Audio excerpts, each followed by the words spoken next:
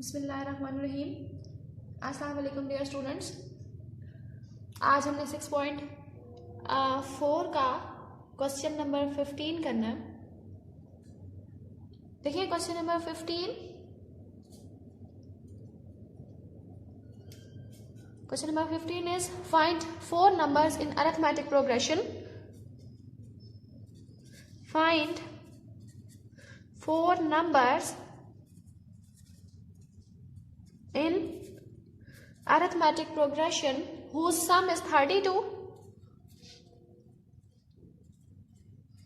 Sum is 32 and the sum of whose squares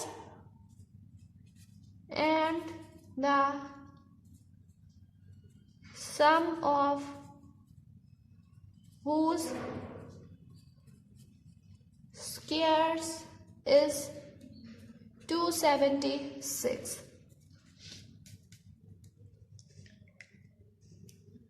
देखिए हमें कहा गया है कि find 4 numbers in arithmetic progression. हमने अरिथमेटिक प्रोग्रेशन के 4 नंबर्स निकालने हैं। ऐसे 4 नंबर्स निकालने हैं जिन जो जो जो क्या हैं अरिथमेटिक प्रोग्रेशन में हैं, और अगर उनका सम कर लिया जाए तो वो 32 के इक्वल आता है, और अगर उनके सम का उनके स्क्वायर्स का सम कर लिया जाए तो वो 276 के इक्वल आता है। ठीक है, तो अब हम लेट कर लेते हैं कि आपके पास वो जो 4 नंबर्स हैं वो हैं, देखिए 4 नंबर्स हैं। नंबर ऑफ टर्म्स आपके पास क्या है, इवन है, 1 2 3 4। ठीक है, तो आपने क्या करना है, एक टर्म ले लेनी है a प्लस डी, उससे पिछले वाली टर्म क्या होगी a minus D.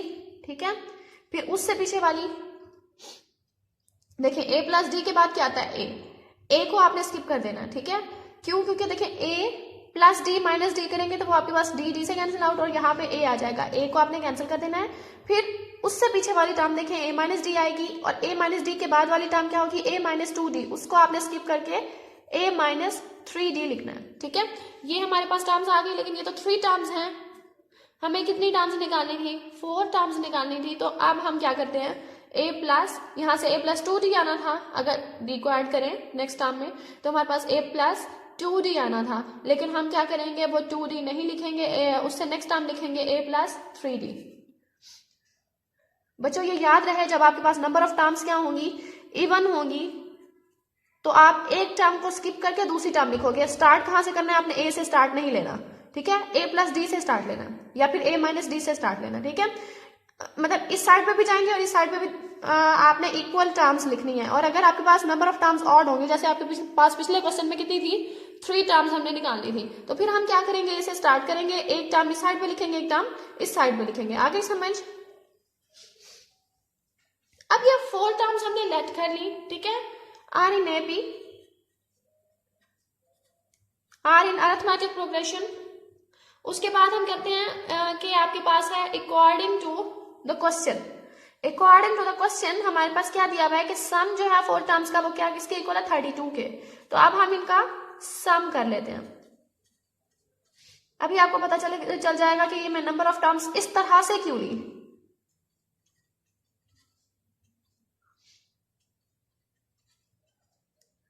Equals to 32। देखिए 3d से कैंसिल आउट, d से कैंसिल आउट। आगे समझ। अगर हम यहाँ पे सिर्फ a ले लेते तो हमारे पास ये d's जो है वो कैंसिल आउट ना होते और यहाँ से a की वैल्यू ना आती, इसलिए हमने इस तरह की नंबर ऑफ टर्म्स लिए हैं। 1 2 3 4a इक्वल्स टू 32, और यहाँ से a की वैल्यू आ जाएगी 8।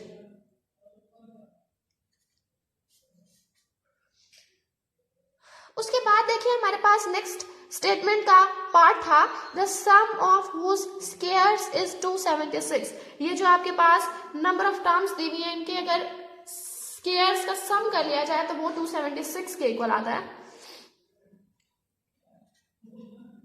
एज a माइनस 3d का स्क्वायर ले लिया जाए, फिर a माइनस डी का स्क्वायर, फिर उसमें सम कर लिया जाए a प्लस डी के स्क्वायर को, फिर a प्लस 3d का स्क्वायर इक्वल्स टू 276। हमने इन सब का स्क्वायर किया, उनका सम किया, वो किसके इक्वल है, 276 के। अब हम इसको सॉल्व कर लेते हैं। ये आपके पास आ जाएगा ए स्क्वायर, इसका स्क्वायर ओपन कर लें, A square plus 9d square minus 6ad, फिर इसका स्क्वायर ओपन करें, plus A square plus D square minus 2ad, उसके बाद इसका स्क्वायर ओपन करें, A square plus D square plus 2ad, इसका भी स्क्वायर ओपन कर लें, plus A square plus 9d square plus 6ad, ठीक हो गया, इक्वल्स टू 276। अब देखिए आपके पास ये 6ad negative positive cancel out, और इसी तरीके से ये 2ad भी नेगेटिव पॉजिटिव कैंसिल आउट। उसके बाद ये ए स्क्वायर ए स्क्वायर ए स्क्वायर ए स्क्वायर 4a स्क्वायर हो जाएंगे ऐड होके, फिर प्लस 4d स्क्वायर बन जाएगा। इसी तरीके से 4 नहीं बल्कि ये आपके पास बन रहा है 20,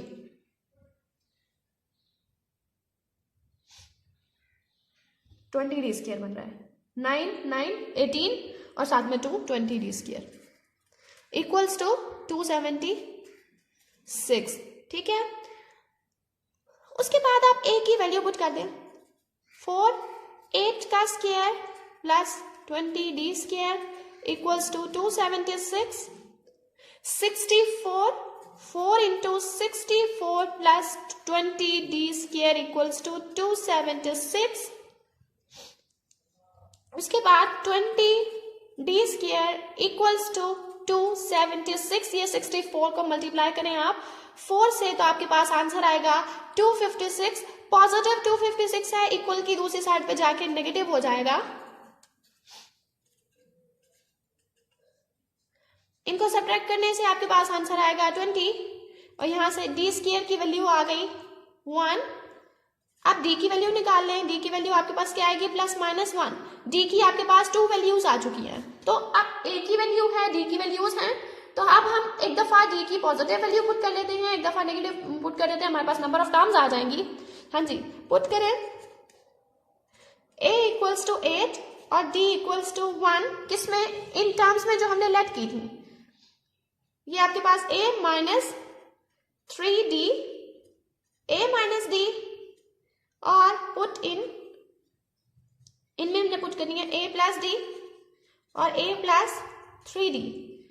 a की वैल्यू आपके पास 8 माइनस 3 इंटू 1, फिर 8 माइनस 1, 8 प्लस 1, 8 प्लस 3 इंटू 1, यहां से आपके पास ये 5 7 9